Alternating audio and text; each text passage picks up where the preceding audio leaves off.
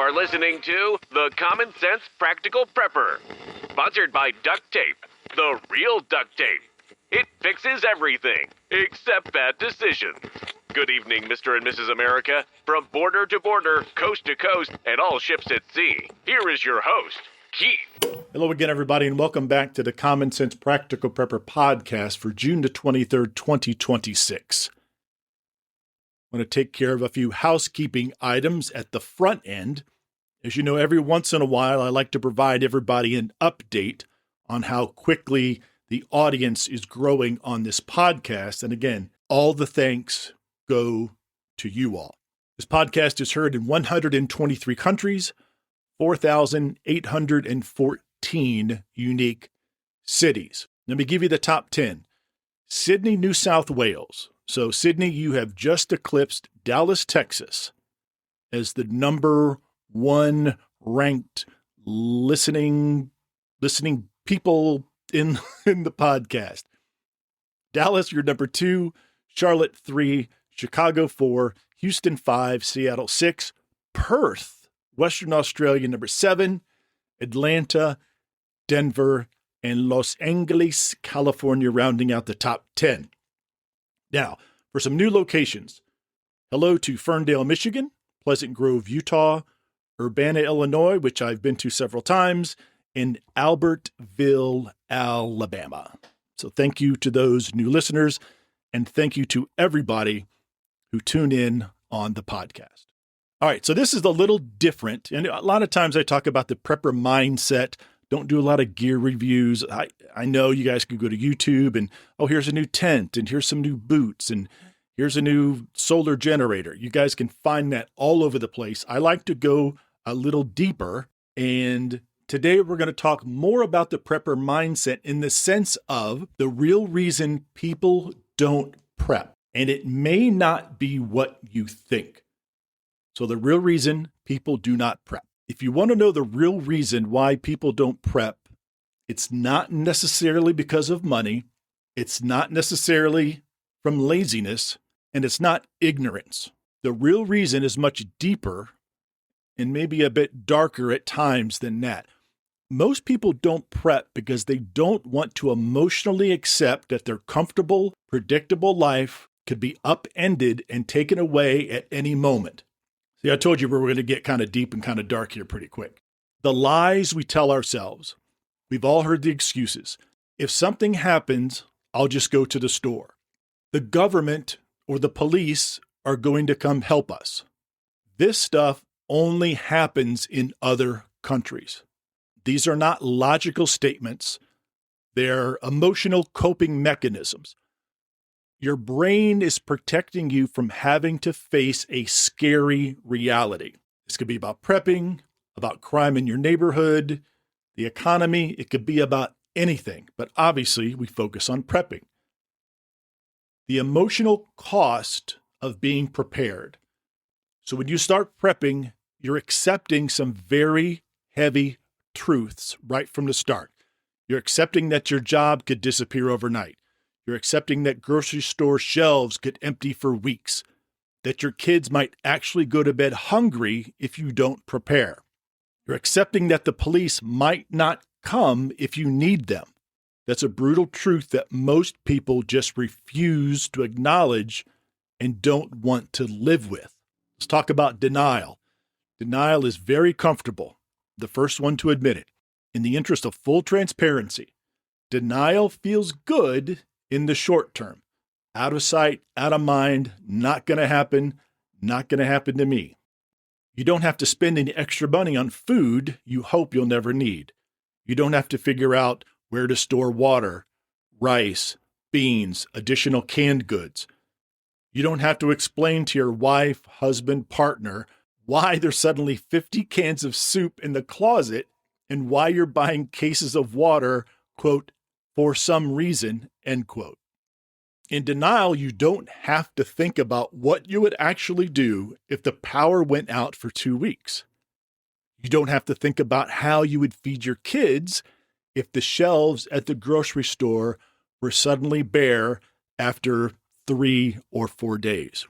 And let's be real, You don't have to think about the fact that if things get bad enough, law enforcement and firefighters may not come when you call.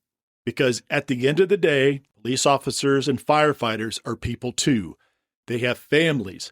And if a situation becomes extreme or violent enough, I would not blame them one bit for going home to protect their families first. And this is coming from a retired cop. I understand that.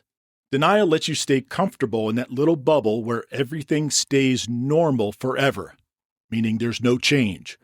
It's easy, it's comfortable, and that's exactly why most people choose that.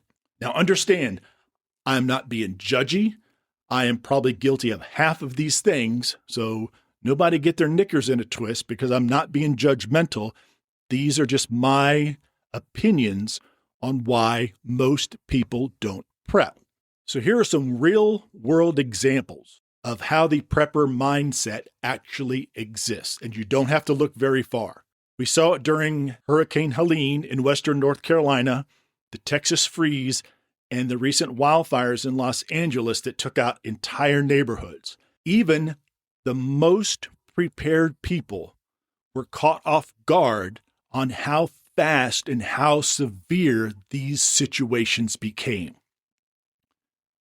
But here's a similar example, an everyday example that I always think about. A couple years ago, as I went to work, I saw the same vehicle almost every day. And you guys might have the same type of experience. You always see the same truck, or you always see the same brightly colored car at about the same time, at about the same stoplight. You guys know what I'm talking about. So for nearly 6 months, I saw this little car running on one of those temporary donut spare tires, those real small ones, the ones that there's a big sticker on it that says don't exceed 45 miles per hour. And this tire was completely worn thin. I saw this vehicle 2 or 3 times a week for several months, and they were just ripping it down the road 55, 65 miles an hour. I have absolutely no idea how that little tire stayed attached to that car for that long. So I don't know their particular situation. Maybe they actually could not afford a tire at that time. Maybe they had a spare, but they used that a year or two ago and they never replaced it and then had to put the donut back on. But this is a perfect example of how most people operate.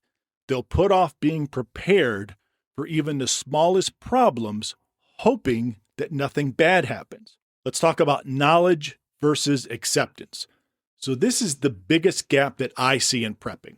I've met several people who intellectually know they should be prepared. They know what's happening in the world, and they know that they should be prepared or better prepared than they currently are. They watch the same videos I have. They listen to the same podcasts that I do. They know about supply chain issues, interest rates, the economy.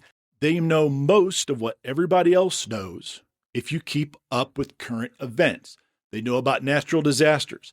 They know they should have food stored and maybe have a little extra cash on hand, but still they don't do anything. So even before I called myself a prepper, before I got into preparedness, I always had the mindset that my job could go away. When I was a police officer, I knew that budget cuts could eliminate my position overnight.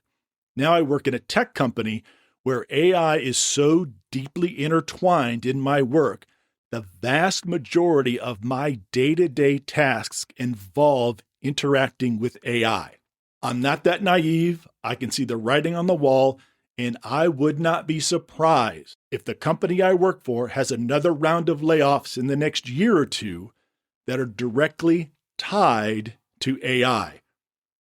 So therefore, I am mentally and financially prepared in the event that happens. If it happens to me, will it suck? 100%. But at least I am mentally and financially prepared in the event it does happen. That's the difference between knowing something might happen and actually accepting it. The prepper's burden. Once you truly accept how fragile life is, you can never really go back seeing the world the same again. So that is both a blessing and a burden, in my opinion. There are times that I wish I could be blissfully ignorant like some people, just living life without having to think how quickly it could fall apart, but I can't because that door was closed a long time ago. It reminds me of a line from the movie Departed, which is an excellent movie. Jack Nicholson's character, he's some bad guy, kills people all the time, drugs, very bad guy. So Jack Nicholson's character is talking about the weight of responsibilities that he has trying to keep his crew together, trying not to get arrested, all the crazy things that happen in this movie. And he's talking with Leonardo DiCaprio, who in the movie's an undercover cop. He's infiltrated the gang, blah, blah, blah.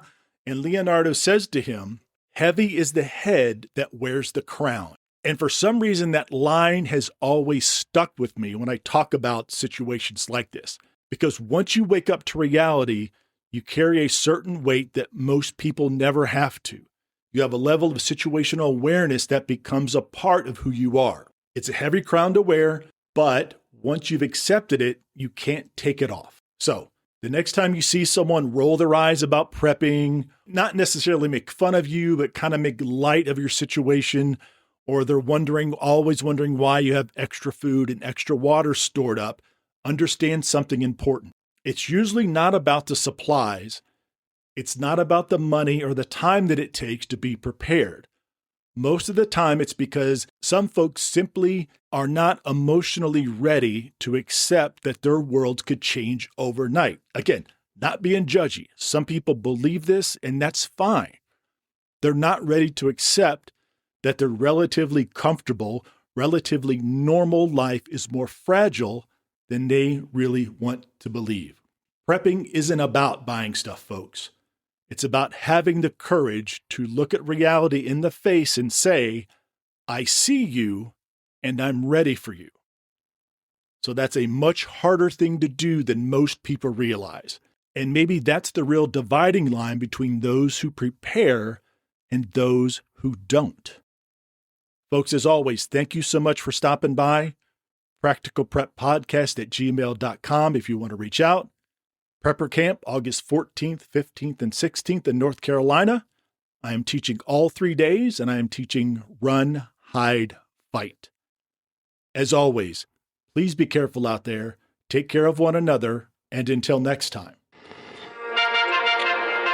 You've been listening to The Common Sense Practical Prepper. Subscribe, like, drop a review. Over and out.